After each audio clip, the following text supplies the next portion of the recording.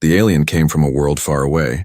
A world where war never ended. He was a soldier, trained from birth to fight, to obey, to see everything in terms of strength and survival. When his commanders sent him to Earth, he thought it was a punishment. He had heard of humans before, small creatures with fragile bones and soft skin, a race that laughed too much, cried too easily, and broke too quickly. In his mind they were toys, not warriors. The alien's name was Kale, his armor heavy, his eyes sharp, his body stronger than steel. He walked among humans like a giant among dolls. Everywhere he looked he saw weakness, hands too soft, voices too gentle, smiles that seemed foolish in a galaxy ruled by fire and blood. But the Empire wanted peace, at least for now. So Kale was stationed in a human settlement, guarding them not because he believed in them, but because his leaders ordered it. He stood outside their shelters, watching their children play, their families eat, their lovers hold hands, and he thought it all useless. One attack and they would be gone. One battle and they would shatter. Then one night it happened. The humans had gathered in a small hall, a storm howling outside, lights flickering, fear heavy in the air. Kyle stood near the wall, unmoving like a shadow, the humans whispered, their eyes shifting to the tall alien who seemed colder than stone. Among them was a woman, small compared to him, her hair falling across her face. Her eyes tired but brave, she looked at Kale not with fear, but with something he could not understand. When the storm grew louder, the humans huddled closer, and somehow, without asking, the woman came near Kyle. She sat beside him, her body shaking from the cold. Before he could react, she leaned against him, her head resting against his armored arm. Kale stiffened. No one touched him. No soldier, no commander, not even his own kind. His world had no place for softness, yet this human, this fragile creature, dared to rest against him as if he was safe. He tried to move away, but she clutched his arm tighter, her small hands gripping him as though letting go would mean death. Her breath was uneven, but her voice whispered, "Don't leave. Please stay." Kyle felt something inside him stir. A strange pull, not pain, not anger, but something warm, something dangerous. He looked down at her and saw her eyes closed. She had fallen asleep in the middle of fear. In the middle of chaos, she found rest against him. The alien soldier sat frozen, unable to understand. He had faced blades and bombs, fire and screams, but he had never faced this. A human holding him, trusting him, refusing to let go. The night dragged on. The storm outside raged. Yet she never released him. Every time he shifted, her grip only grew tighter. Kale felt heat spread through his chest. Not from battle, not from rage, but from something new, something terrifying. He thought of his home, where warriors slept alone, where trust was weakness, where no one dared to hold another. And he realized humans were different. When morning came, the storm ended. Light filled the hall. The woman finally opened her eyes. She looked up at him with a small smile, soft but steady. She whispered again, "Thank you." Before standing to join the others, Kale did not answer. He did not know how. But something had changed. He looked at his arm, where she had rested all night, and he felt as if her warmth was still there. He remembered her words, her grip, her refusal to let go. That night haunted him more than any battle. He asked himself, why did she cling to him? Why did she trust him? Why could he not pull away? For the first time in his life, Kale the warrior, Kale the unshaken, felt fear not of death, not of war, but of a human woman who made him feel alive. And deep inside he knew this was only the beginning. Kyle tried to forget the night of the storm. He told himself it was nothing, just a human seeking warmth. Humans were weak. They always clung to anything stronger. That was their nature, but his mind would not let go. The memory of her hands gripping his arm returned again and again. The next day, Kale stood watch as usual, his tall shadow stretching across the settlement. Humans passed by, some nervous, some curious, but none came near him except her, the same woman from the storm. She approached with quiet steps. Holding a basket of food, she smiled softly and said, "You must be hungry." Placing the basket at his side, Kale frowned. Aliens of his kind did not eat human food. Yet he did not push it away. Instead, he stared at her, wondering why she looked at him with no fear. No hatred, only a strange calm. That night, as darkness fell, Kale found himself again inside the hall where the humans gathered. They whispered, laughed, argued, while he sat apart, silent still. Then he felt it, her presence again. The woman slid beside him, close enough that their shoulders touched. Kale stiffened, but she did not move away. Instead, she gently placed her hand on his, her fingers small compared to his armored claws. Cale looked down, his instinct screamed to pull away, to push her back, but her touch was steady, her eyes looking forward as if she belonged there. No one had ever touched him like this. Not in friendship, not in trust, not in need. Cale had survived countless battles, but never had anyone reached for his hand simply to hold it. The humans around them noticed. Some smiled, some whispered, but she ignored them. She held on as if it was natural. Cale's chest tightened. He did not understand this human habit. Why? Cale finally asked in a low voice. Why do you hold me? The woman tilted her head, surprised by his question.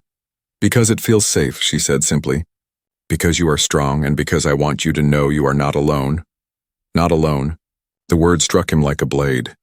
He had always been alone. In battle, in training, in victory, his people valued strength, not closeness. Trust was seen as weakness, yet here was a human woman telling him the opposite.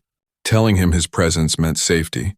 Every night after that, she came to him, sometimes sitting quietly, sometimes speaking softly, sometimes falling asleep against his side, and every night Cale felt the same conflict inside.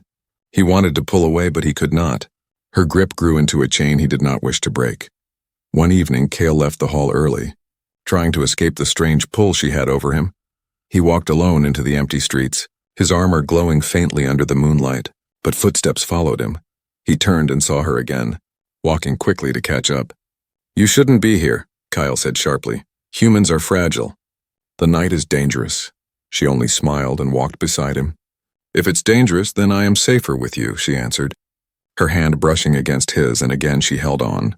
Without asking, without fear, Kyle stopped walking. Staring at their joined hands, he could crush her bones with a single squeeze. Yet she looked at him with eyes full of calm, full of something he could not name. He asked again, Do you not fear me? She shook her head. You saved us during the storm. You stayed when you could have left. You are cold on the outside, but inside you are not what you pretend to be. Her words cut deeper than any blade. Cale had spent his life pretending, hiding weakness, burying emotion. But she saw through him with a single look. That night, Cale could not sleep. He replayed her words in his mind. He replayed the feeling of her hand in his, warmth spreading through him like fire. For the first time, Cale began to watch humans not as weak creatures, but as something else. He saw how they hugged one another, how they laughed even when afraid, how they held hands when crossing dark paths. And he wondered, was this their true strength? Days passed, and the bond between him and the woman grew. She spoke to him about small things, about food, about stars, about stories of her people. Cale listened silent, but inside he felt something shifting. One night as they sat together, she leaned her head against his arm again, whispering softly, I trust you, and she closed her eyes. Drifting into sleep, Cale looked down at her, her grip on his arm as strong as before, his chest heavy with something unfamiliar. He realized he no longer wanted to escape her hold. Instead, he wanted her to never let go. But in the shadows of his mind, another question rose. If a single human could break the walls around his heart, what else could humans do? What hidden power lay in their softness? Cale felt fear again, not of battle, not of death, but of the truth. Humans were not weak. They were dangerous in a way no warrior could resist. And he, Cale the soldier, was already caught in their grip.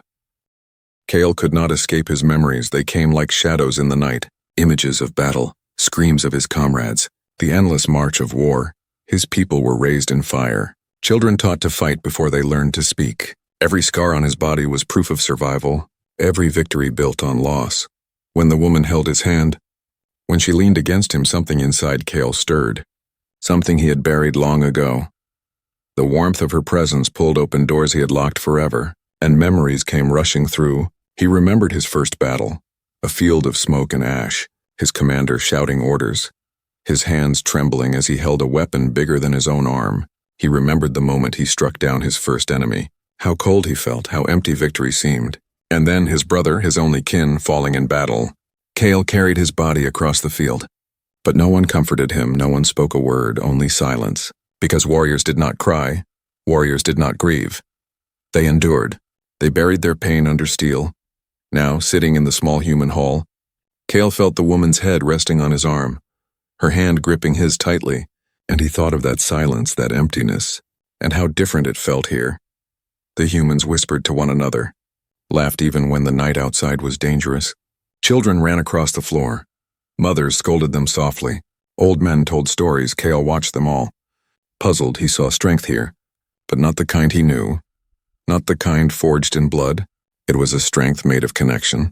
One evening, when the woman noticed Cale's silence, she asked softly, "What are you thinking about?" Cale hesitated.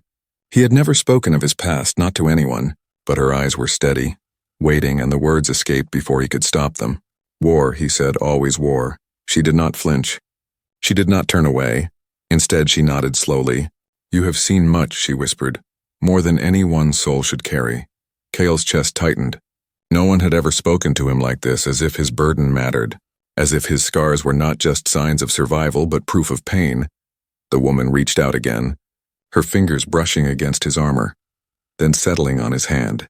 "You don't have to carry it alone," she said. Those words pierced him deeper than any blade. His people never said such things. No one carried pain together. Each warrior was an island, standing strong or falling alone, yet this human, small and fragile, spoke as if she could share his darkness. That night Cale dreamed. He dreamed of battles past. But this time in the dream, he did not stand alone. He felt her grip, pulling him back from the fire. Keeping him grounded, he woke with a start, the dream still clinging to his mind. Day by day, Cale began to change, not in body but in thought. He found himself searching for the woman in the crowd, waiting for her voice, her presence, her touch every time she smiled. Something heavy inside him lifted. He studied humans more closely. He saw how they cried when someone was hurt, how they comforted each other with words, with touch, with closeness. Things his people had abandoned long ago, he wondered. Maybe humans survived not because they were strong, but because they refused to face the darkness alone. One evening, the woman sat beside him, telling a story of her childhood, of how her family once lost everything in a fire, but neighbors came, helped rebuild, shared food, gave comfort. Cale listened in silence, and the thought came unbidden. His people would have left her family to burn. They would have said survival belonged only to the strong. Yet here she was, alive because humans did not think that way. Cale looked at her hand resting in his, and for the first time, he whispered something he never thought he would say. "You are strong," the woman smiled, shaking her head. "No, I am not strong alone," she answered. "But with others, I can endure anything." Her words echoed in his mind long after. With others, with trust, with connection. Humans were strong in ways no weapon could match. Later that night, Cale stood outside, watching the stars. He remembered his comrades, the ones he lost, the ones who died with no hand to hold, no voice to comfort them, and he felt an ache he thought he had killed years ago. The woman joined him quietly, standing beside him. Without speaking, she slipped her hand into his again. Cale closed his eyes, and for the first time since childhood, he felt something close to peace. But beneath that peace, a question haunted him. If humans could change him so easily, if their warmth could break through the walls of a soldier's heart, what else could they do? What would happen if more of his kind felt this way? Cale stared at the stars, holding her hand, knowing that something dangerous was growing inside him. Dangerous not because it weakened him, but because it made him stronger in a way his people would never understand. And deep in his chest, Cale knew the war within him had only just begun. The settlement slept under the pale light of the moon. The night seemed calm, but Cale's instincts never rested. He stood at the edge of the village, armor glinting faintly, his sharp eyes watching the darkness. Something in the air felt wrong. For days he had noticed signs, tracks near the forest, strange sounds carried by the wind. His people would call it weakness to worry, but Cale knew the scent of danger. He had lived with it all his life. The woman had spoken to him earlier that evening, her voice soft as she pressed food into his hands. "You never relax," she said. "You stand like the world is always at war." Cale had not answered, for in his heart he knew the world was always at war. It only waited for the right moment to strike. The moment came faster than anyone expected. A howl cut through the night, then a scream. Kyle's body reacted before thought, his weapon in hand, his eyes scanning the shadows. Creatures burst from the trees. Twisted raiders not of his world, not of hers, but hungry for destruction. The humans panicked. Children cried. Families stumbled from their beds. The hall filled with fear. Cale roared, his voice shaking the walls, commanding them to stay low, to hide, to remain together. Then he felt it, a hand gripping his arm, the same hand that had haunted his nights. The woman stood beside him, her eyes wide but steady. She did not run. She did not hide. She clung to him as though he was the only shield between her and death. Cale wanted to push her away, to tell her she would slow him down. But her whisper froze him. "I trust you." Those words burned into him. Filling him with fire, he surged forward, meeting the raiders head-on. His blade flashing, his body a wall of fury. Every strike was faster, harder. Fueled not only by training, but by the grip on his arm, by the voice in his mind repeating those words. The raiders were many, but Cale was more. His kind were born to fight. But tonight he fought like something greater. Every time he thought of falling, he remembered her grip and his strength doubled. The humans watched from the hall, their fear mixed with awe. The giant alien holding the line alone, protecting them with a rage that shook the ground. Yet Cale was not invincible. Claws cut across his side. Teeth sank into his shoulder. Pain flashed bright, but still he stood, his blood dripping into the dirt. And still she held on, refusing to let him fall. He fought not only for survival, not only for duty, but for her, for the trust she gave him, for the warmth that made him feel alive. The battle dragged into the night. Bodies fell, the ground burned. Cale's vision blurred, but his fury did not fade. At last, with a final roar, he drove his blade through the last of the raiders. Silence followed, broken only by the cries of frightened children and the heavy sound of his breathing. Cale staggered, his knees weak, his armor torn. The humans stared at him with wide eyes, but the woman ran forward, her arms wrapping around him without fear of his blood or his size. She pressed against him tightly, whispering, "You did it. You saved us." Cale trembled, not from pain, but from the strange feeling flooding him. No battle had ever left him shaking like this. No victory had ever burned so deep. He wanted to deny it, to tell himself it was only instinct, only survival. But the truth was clear. He had fought harder because of her grip, her trust, her voice. The humans gathered around, offering thanks, some crying in relief. Cale stood silent, but his gaze stayed on the woman, still holding him, still refusing to let go. When the night ended and the fires died down, Cale sat alone at the edge of the settlement. His wounds aching, his mind racing, she came again, carrying water and cloth, kneeling before him, her hands gentle as she cleaned his cuts. "You should rest," she said, her eyes soft. Her fingers brushing his skin, Cale caught her hand, staring at it, at the strength inside her fragile body.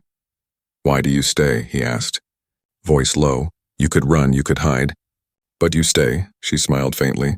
"Because if you fall, we all fall," she said. "And because I believe in you." Cale's chest tightened, those words heavier than any weapon. Belief, trust, faith, things his people never gave. But here a human gave it freely that night. As she held his hand while he rested, Cale realized something that shook him more than any battle. He was no longer fighting for orders, no longer fighting for the Empire. He was fighting for her, for them, for the humans who clung to life with softness and with fire. And deep inside, he knew this was dangerous, because once a soldier finds something worth protecting, he can never return to being a weapon. The battle was over. The ground still smelled of smoke and blood, broken weapons scattered near the forest line, and silence hung heavy across the settlement. Humans whispered in relief, but Cale did not celebrate. He sat at the edge of the hall, his body torn, his armor cracked, blood dripped from his shoulder. His chest rose and fell with each ragged breath. He had faced worse in war, wounds far deeper, but this night felt different. His strength seemed drained, and for the first time he felt the weight of his body. The woman came to him, her steps quick, her eyes wide with worry. She dropped to her knees beside him. Pressing cloth to his wounds, Cale tried to push her away, muttering that warriors did not need help. But she shook her head firmly. "You are not only a warrior," she said, "you are a life, and lives must be cared for." Her hands trembled as she cleaned the blood, yet she never stopped. She whispered to him gently, telling him to breathe, telling him to stay still. Cale had never heard such words before. No one had ever treated his pain as something that mattered. His people saw wounds as proof of honor, not as suffering. He watched her face, pale with exhaustion, her eyes wet with tears, yet her hands steady as they worked, and for the first time, Cale understood that her strength was not in her muscles, not in her weapons, but in her heart. She stayed with him all night, refusing to sleep, her hand holding his as if that grip alone could keep him alive. Whenever his body ached too sharply, she tightened her hold, whispering, "I'm here, you will not fall."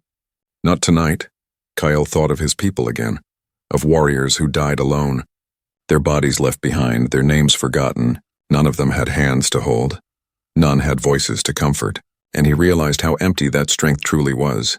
The woman leaned her head against his arm, just as she had done before, and whispered softly, "You fight with fire, but you live with stone inside you. Let someone take some of that weight." Cale closed his eyes, feeling her warmth press into him, his chest heavy with confusion. No one had ever asked to share his burden. No one had ever dared. Yet she spoke as if it was simple, as if it was natural. He remembered the moment in battle when he almost fell, claws tearing through his armor, pain burning across his side. He should have collapsed, but he hadn't, because she was there holding him, whispering to him, giving him something beyond rage, something beyond duty. Her softness had saved him. The thought shook him more than any weapon in his world. Softness meant weakness.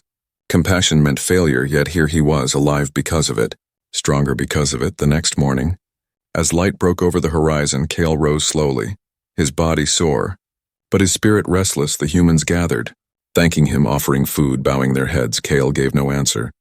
But when the woman smiled at him, he felt something stir inside, something more powerful than pride.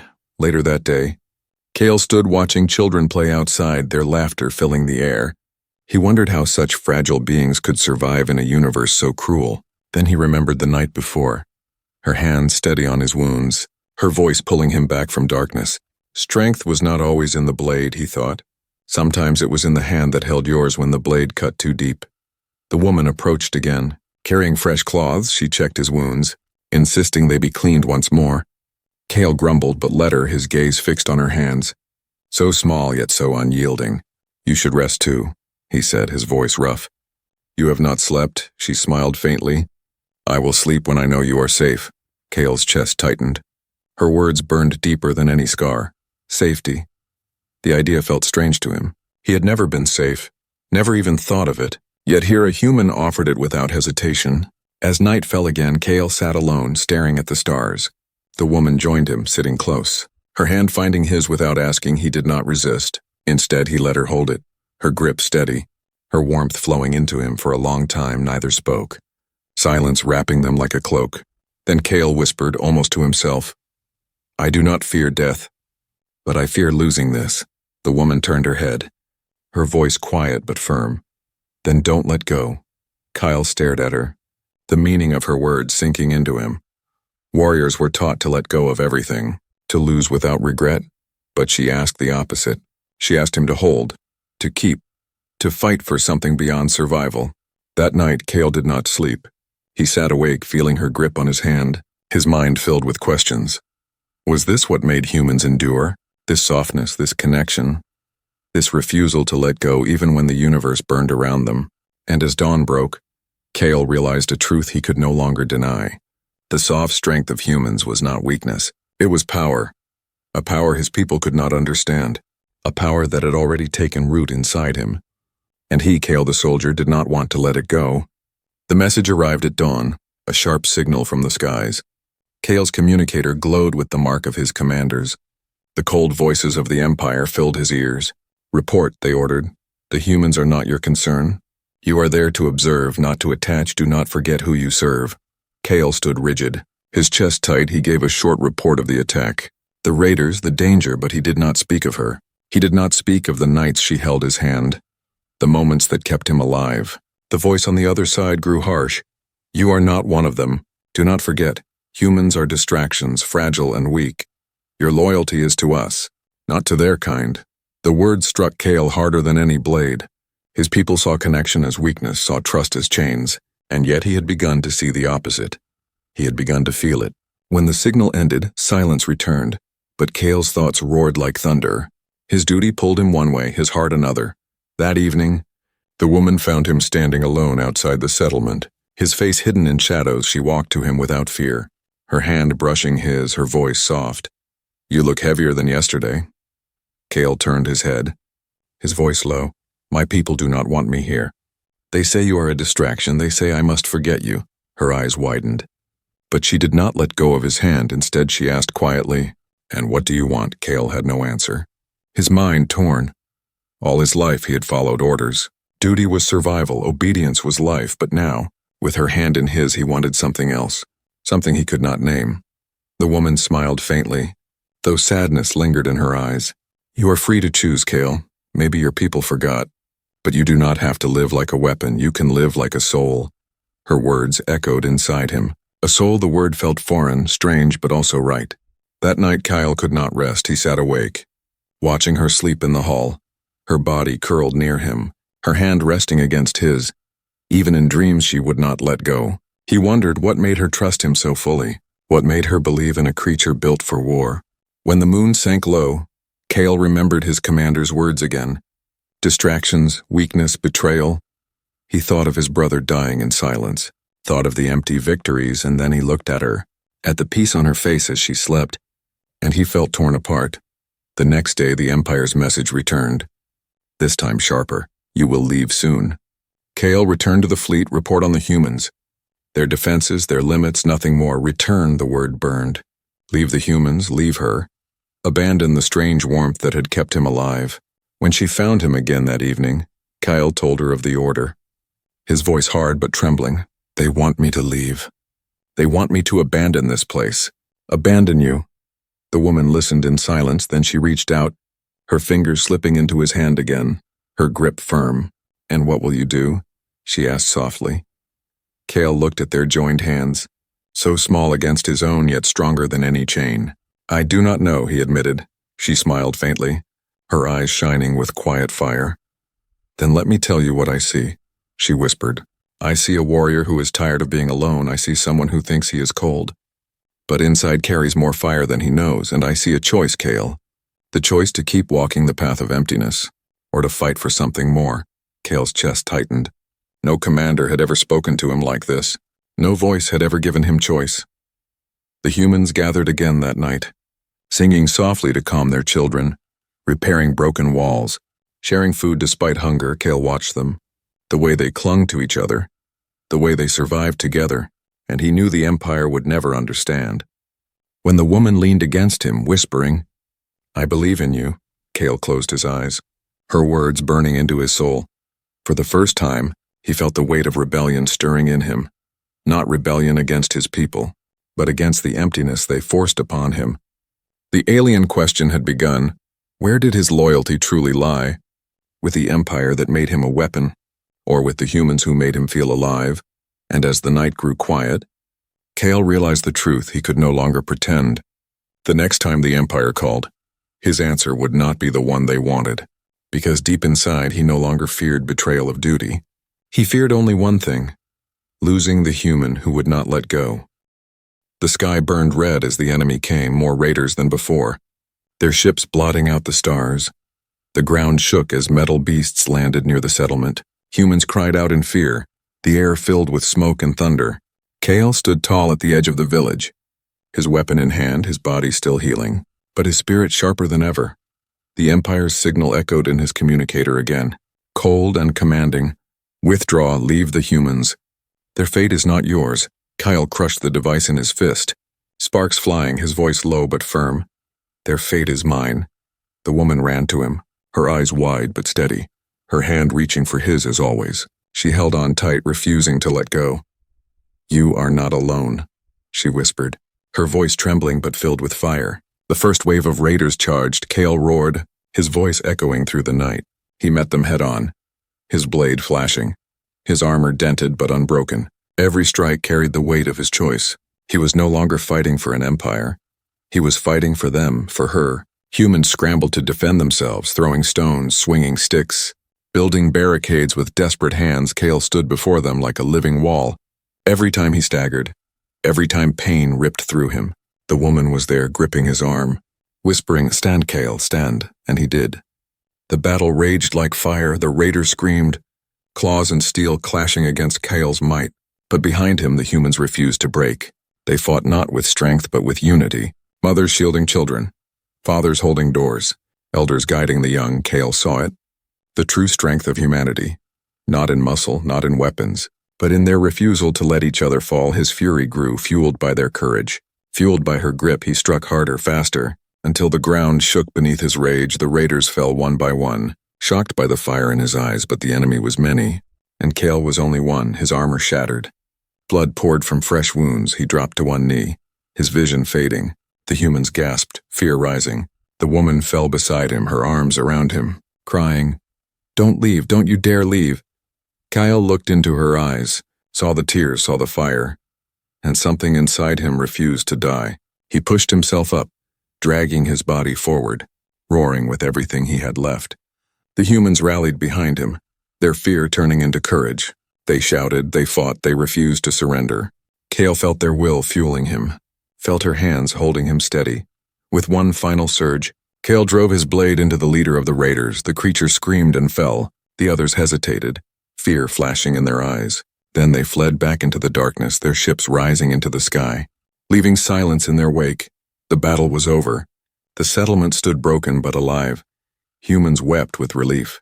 Embracing each other, Kale stood swaying, his body broken but his spirit unshaken. The woman still clinging to his arm, her face pressed against him, whispering through tears, "You did it. You saved us." Kale looked down at her, his voice rough. "No, we saved each other." The humans gathered around him, not with fear, not with distance, but with gratitude. Children touched his hand. Elders bowed their heads. Kyle felt something he had never felt before. Not victory, not duty, but belonging. That night, the settlement lit fires not for battle, but for survival, for life. Kale sat among them, the woman at his side, her hand still in his. She had never let go, not once, through storms, through wounds, through war, and he realized he never wanted her to.